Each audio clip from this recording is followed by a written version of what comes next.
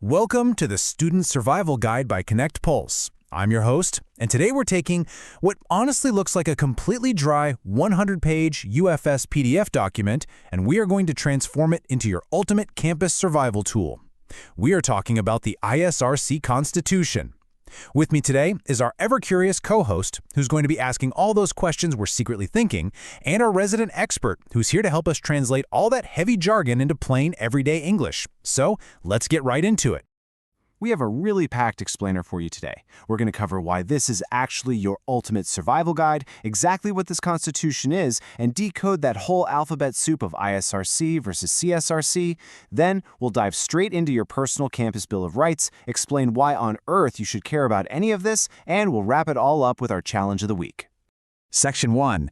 The Ultimate Survival Guide. Look, navigating university life at UFS isn't just about figuring out where your lecture halls are or, just surviving exams. There's this whole massive system running in the background, making decisions that affect your everyday life. Knowing the rules of this system, that is the ultimate survival tactic.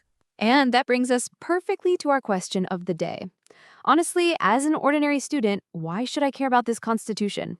I mean, it sounds like a bunch of bureaucratic paperwork meant for politicians, right? How does this actually impact me when I'm just trying to get through my modules?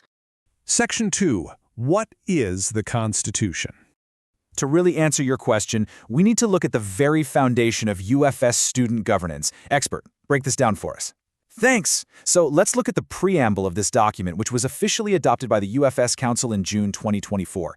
This isn't just a boring list of rules. The Constitution was created to uphold principles of equity and equality, and it's directly inspired by the Republic of South Africa's own constitution. It's essentially the core document that organizes the entire student body into a democratic system. It is literally the blueprint for how your voice actually gets heard on campus. At the very center of this blueprint is the ISRC, which stands for the Institutional Student Representative Council. According to the document, the ISRC is the supreme student governance body.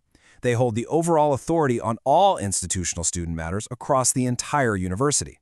You can kind of think of them as the highest court of appeals and the main voice for students when they're in rooms with senior university management. Okay, wait, hold on a second. Aren't the ISRC and the CSRC literally the exact same thing? People throw these acronyms around on campus all the time, and it just feels like alphabet soup to me. Section 3. ISRC versus CSRC. Explained.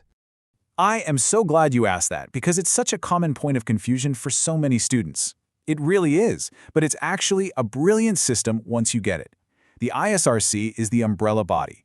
They handle matters of common interest across all 3 UFS campuses. So that's Bloemfontein, South Campus, and Kwakwa.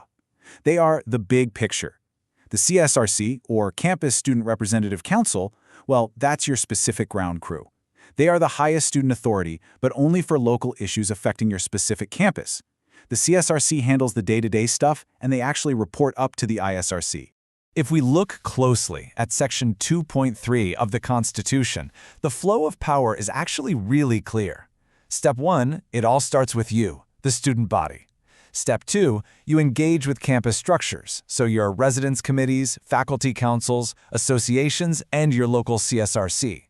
Step 3, those structures filter all the way up to the institutional level, which is the ISRC.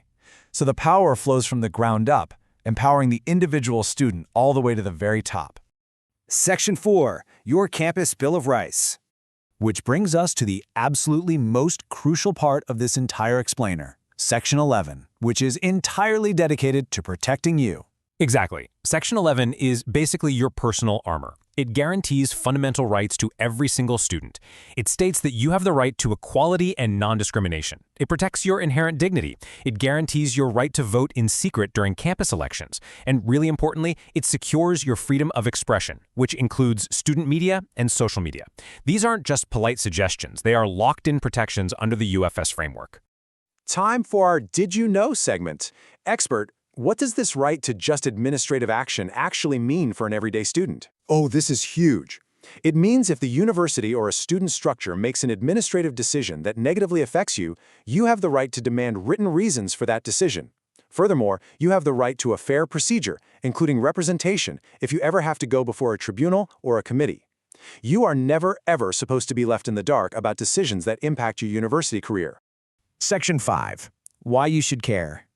It's one thing to hear about all these rights, but it's another entirely to see how they apply to your daily life on campus. Exactly. So let me play devil's advocate again here. Say I'm a super focused learner. I just want to go to my classes, get my degree, and go home. How does any of this affect me if I am completely uninvolved in student leadership?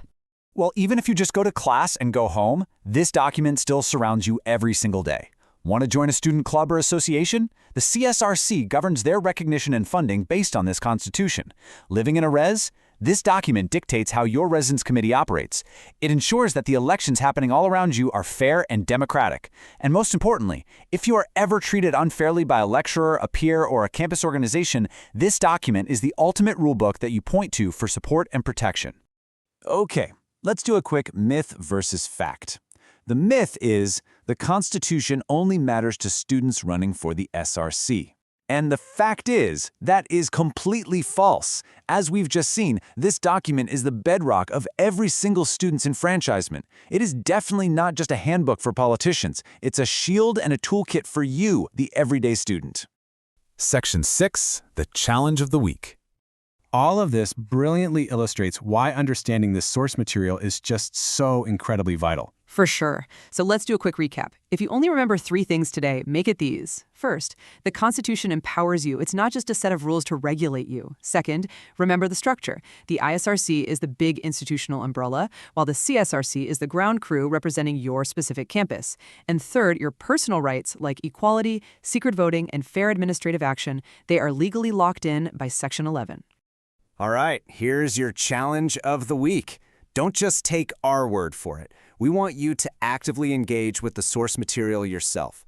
Go explore the ISRC Constitution online, it's totally public access, and identify just one specific way it impacts your personal university experience. Excellent challenge! But before we go, ask yourself, are you going to let others quietly make the rules for your campus experience, or are you ready to step up and claim the rights guaranteed to you? Think about it. You've been watching the Student Survival Guide by Konnect Pulse, keeping UFS students informed, empowered, and connected.